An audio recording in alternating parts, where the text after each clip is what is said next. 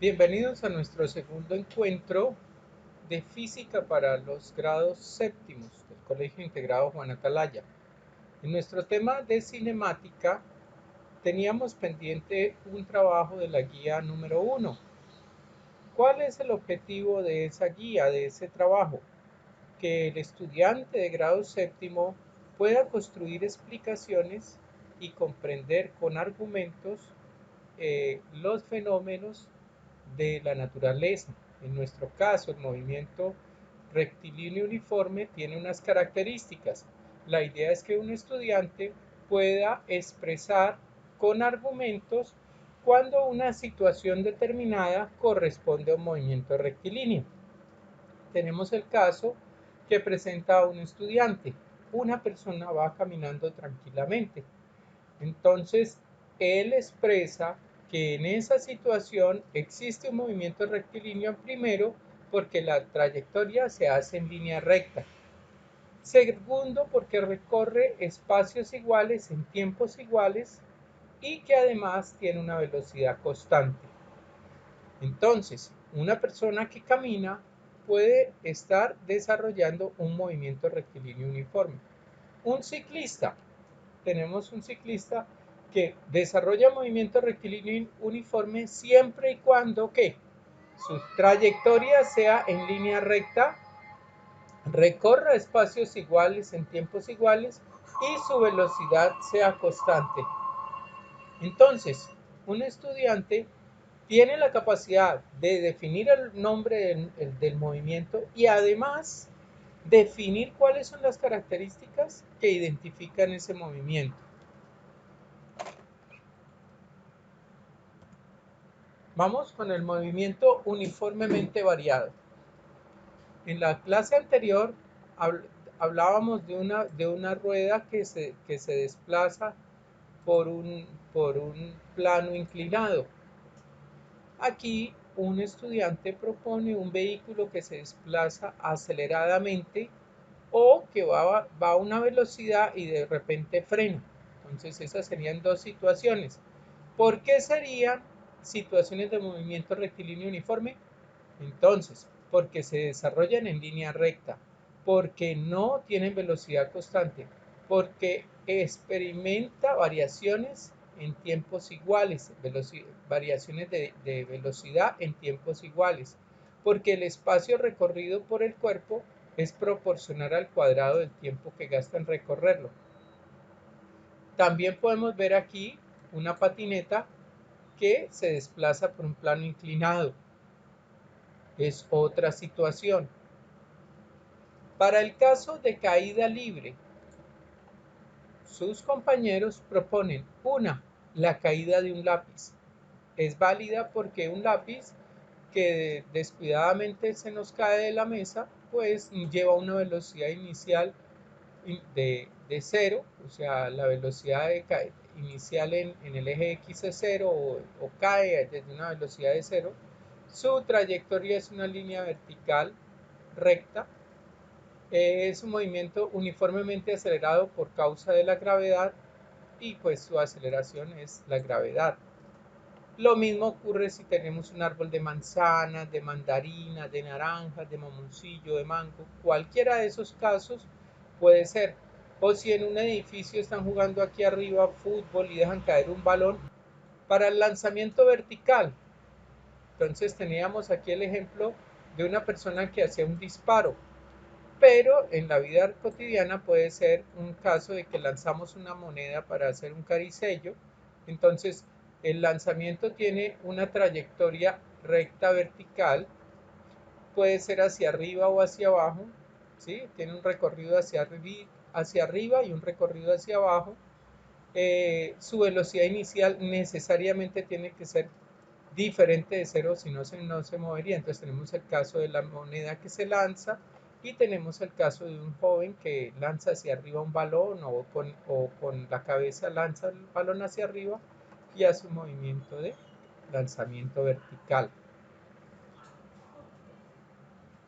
Para el tiro parabólico tenemos el caso de unos jóvenes que están jugando a cabecita o que uno lanza el balón y el compañero recibe el balón con la cabeza. O el caso de un bombero que está lanzando agua hacia un incendio o está haciendo una hidratación y esa agua tiene un recorrido parabólico. Siguiendo con el movimiento parabólico, tenemos por ejemplo una joven que viene corriendo y de pronto por algún obstáculo o alguna situación en la vía salta, y en su salto, pues aunque sea algo muy corto, muy breve, hace un movimiento parabólico. Lo mismo ocurre aquí en una situación anecdótica que cuenta de que estaban jugando con una raqueta y cuando golpeó con la raqueta la pelota terminó pegándole a su hermano. Entonces aquí también hay un movimiento parabólico. Ahora vamos con el movimiento semiparabólico. Entonces, por ejemplo, aquí tenemos un joven que hace un lanzamiento en forma semiparabólica. Cuando decimos que hace un lanzamiento semiparabólico, quiere decir que lanza no sé, un bloque, un tronco en sentido horizontal, pero lo lanza desde un edificio. Pero no lo lanza hacia abajo, lo lanza de frente, horizontalmente. Y en su recorrido hace un tiro semiparabólico. ¿Por qué? Porque dice que la velocidad el cuerpo debe tener una velocidad inicial horizontal. El movimiento es uniformemente acelerado, claro, porque está afectado por la gravedad. La velocidad vertical aumenta. Si el joven lanza el objeto con sentido horizontal nomás, pues su velocidad inicial de caída será cero. Pero si él lo lanza con un sentido horizontal y al mismo tiempo vertical, pues su velocidad inicial también se va a incrementar en la medida que va cayendo. La velocidad horizontal se va a mantener constante durante toda la trayectoria y la aceleración del movimiento va a ser la gravedad. Entonces tenemos el ejemplo de un arma. Aquí un compañero hace una arma que es disparada, pero se dispara con un sentido horizontal. El proyectil sale con un sentido horizontal y en su recorrido empieza a perder altura, y eso significa que es un recorrido semiparabólico. Ahora, con respecto al movimiento circular uniforme, entonces aquí un estudiante propone una ruleta. Entonces cuando se hace girar la ruleta, pues circular uniforme, aunque pues aquí el movimiento es frenado porque tiene un objeto que lo está frenando, que va girando, ¿sí? Entonces sí cumple que es un movimiento circular uniforme.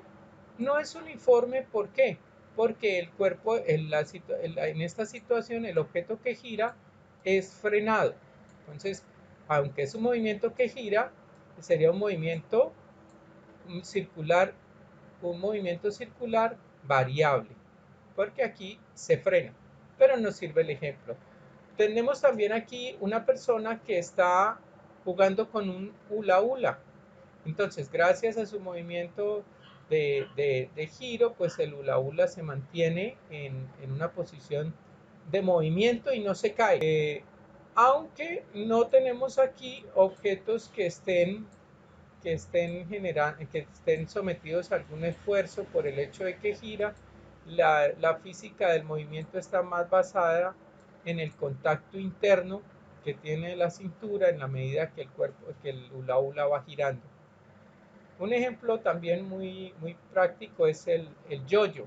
El movimiento circular uniforme, el yo-yo cuando queda aquí en el punto más bajo y trae suficiente velocidad, pues queda girando, y ahí es cuando los niños, los jóvenes pueden hacer sus juegos y hacer sus maniobras con el yo-yo, gracias a que tiene una velocidad angular que es constante y que a pesar de que pasa el tiempo y se mueven rápidamente, pueden hacer diferentes maniobras.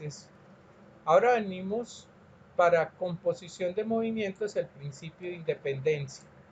Entonces aquí explicábamos que en la composición de movimiento el principio consistía en que los movimientos ocurren independientemente de que si son simultáneos o va uno por uno. ¿Cómo le pasaría en este caso a la bala que sale de un arma. Entonces el proyectil que sale de un arma trae una velocidad inicial, pero independientemente de su velocidad inicial, también la gravedad lo afecta y lo hace caer. Es un ejemplo del principio de independencia. Con respecto a los movimientos en el mismo sentido, entonces, por ejemplo, aquí tenemos la señora que se desplaza por una escalera. Entre los ejemplos que pude ver estaba un niño que lanza un avión y pues si el viento va en el mismo sentido del avión, pues el viento le va a ayudar a que el avión se desplace más rápido e incluso que se pueda sostener por más tiempo en el aire. Un ejemplo también podría ser cuando una persona se va a bajar de un bus. Bueno, composición de movimientos perpendiculares. Tenemos aquí el caso del nadador y el caso de movimientos uniformes en diferentes direcciones. En esta no he recibido situaciones que la expliquen, pero pueden surgir. Actividad 1. Un avión vuela a una altura de 620 kilómetros a una velocidad de 800 kilómetros por hora. Entonces, si el avión vuela a una velocidad de 800 kilómetros por hora, bien. Y a la vez el viento está a 65 kilómetros por hora. Me preguntan, ¿cuándo viajará más rápido el avión? Bueno, si el viento estuviera en el mismo sentido del avión, pues entonces el viento se sumaría y obviamente la velocidad del avión va a ser mayor. Si el viento está en contra, entonces si el avión tiene un sentido y el viento tiene un sentido contrario, entonces nos va a restar y la velocidad del avión sería la menor posible.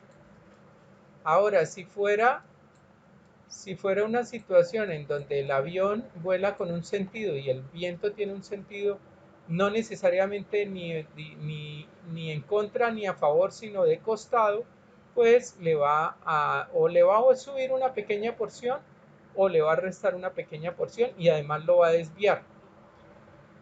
Como en el caso entonces si el avión va por determinado rumbo y el viento viene con un rumbo diferente, pues el avión al cabo de un tiempo va a estar en otra ubicación. ¿Qué le toca al avión? Estarse volviendo a ubicar en el lugar, en el rumbo que debe llevar, porque el viento siempre tratará de llevarlo hacia otro lado. Un barco se mueve en río a favor de la corriente. Puede afirmarse que se mueve a mayor velocidad que la del río. ¿Por qué? Bueno, se puede afirmar eso, sí, porque si el barco lleva, por ejemplo, 40 kilómetros por hora y el río se mueve a 20 kilómetros por hora, pues la velocidad que lleva el barco más la velocidad que lleva el río, pues hace que la barca se desplace a 60 kilómetros por hora. ¿Con respecto a quién? Con respecto a una persona que esté parada en la orilla. Entonces, sí, la persona que está parada en la orilla va a ver que el barco va a 60 kilómetros por hora y efectivamente va a llegar mucho más rápido que si viajara por un terreno plano que no se mueve a 40 kilómetros por hora. Entonces sí se va a mover más rápido. Un atleta nada contra la corriente de un río. ¿Es posible que en algún momento su velocidad sea cero? Por supuesto. Si el atleta va nadando y la velocidad del río llega a ser igual a la velocidad que él tiene, pues no va a avanzar. Su velocidad relativa va a ser cero. Va a estar nadando en el mismo puesto. Si la velocidad del atleta es mayor a la velocidad del río, va a avanzar con una velocidad mayor a la que traía inicialmente. Si las dos velocidades son iguales, no va a avanzar. Ahora, si la velocidad del nadador es menor y la velocidad del río es mucho mayor, pues obligatoriamente el nadador no se va a desplazar hacia adelante, sino por el contrario va a ser arrastrado por el río. Entonces aquí la velocidad del nadador al final va a ser menor a la velocidad que traía al principio. Aquí su velocidad va a ser cero y aquí va a ser arrastrado.